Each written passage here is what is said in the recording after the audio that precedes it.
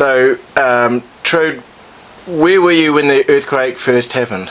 I was working at Wainoni School with a group of teachers, so I was running some workshops. And we'd just stopped for lunch, and I was just about to take a bite of my Subway, actually. Gluten-free, of course.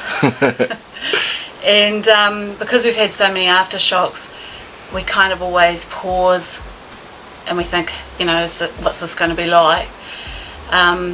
But this time it was quite different. It was huge noise, and it just hit with such impact that everyone knew that it was really dangerous. So all these adults were trying to jump underneath this table, and then all you could hear was things just falling over. The noise is the most amazing thing. I can't even describe that. And then because we had children everywhere, as soon as it eased off, we went out and helped all the teachers with the children, and we got them all out on the field. And the children were a lot of children were crying. They were darting around a lot because they didn't know what to do, and we were trying to shepherd them into a big group. And we had someone with a guitar, and they just started singing and just trying to calm them down, and everyone was cuddling people, and yeah, we're just trying to offer each other support. We felt safe out on the field, and then it was just a case of waiting until parents started to come. And parents did come. They came very quickly, and a lot of children went, and that was quite stressful because we just had to keep tabs of everyone. We had to have roll checks and things like that. But for me, I really had a gut instinct. Things went very good at home, and even though we were safe in that, I wanted to get home pretty quickly. So I hopped in the car about an hour later, and that's when I realised how bad the earthquake had been, because I came down Wainoni Road. There's no power, so all the lights are out, and then it was so congested. I thought, I'll go down Anzac Drive. So I was heading towards Anzac Drive, and I came to Anzac Bridge, and the bridge had all lifted up like this, and it looked like a medium strip had dropped down and was ground level. So the bridge didn't look safe, but there were two civilians, one on each side, and they were shepherding cars across, so one at a time, so only one vehicle on the bridge at a time. Once I got over the bridge, I was on New Brighton Road, and I came towards New Brighton, and I turned off at Bower Road, and that's when I saw the liquefaction for the first time. There was broken sewer lines. There were just so many cars. Cars backed up. So a trip that takes me 2 minutes normally took about 45 minutes to an hour. But I'm just guessing on the times because I don't know really. But and then I got onto my road, which is Keys Road, and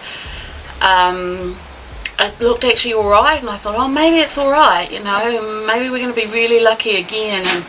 And then I turned into Sinclair Street, which is our street, and then I thought, oh, no, maybe it's not going to be all right, because I could see that the road had lifted and there were big cracks all through it.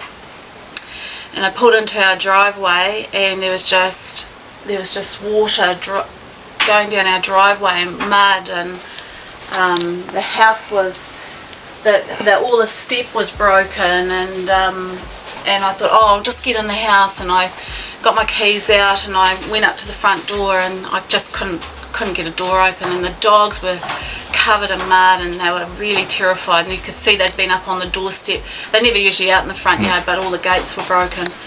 And then I came around to the back side of the house here, and I tried to get into the store, couldn't get in, and it felt horrible being locked out. But then I just sort of looked down towards the garage, and there was about 2 foot of water, and it was just parting around the house and flowing into everything, and it was very dirty. And so then I went down towards the end of the deck, and I could just see flooding, and I just couldn't, and there were big sleepers everywhere, railway sleepers, and they were 2 or 3 metres away from where we'd placed them. So just the force, the water, the shaking had displaced everything, and I just thought, I started thinking, oh no. And that was the 2 words I used for the next hour, oh no. I started looking inside the house. My beautiful tropical aquarium was over, smashed.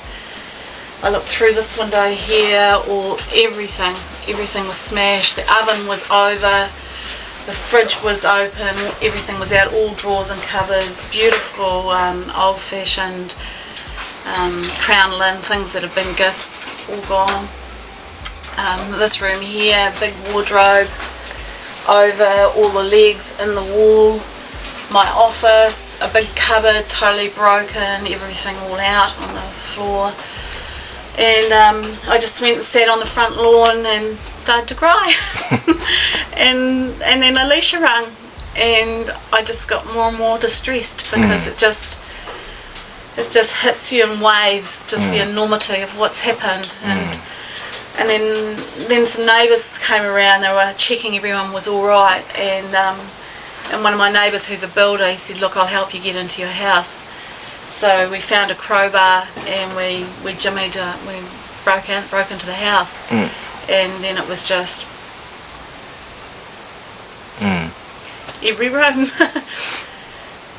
Yeah, and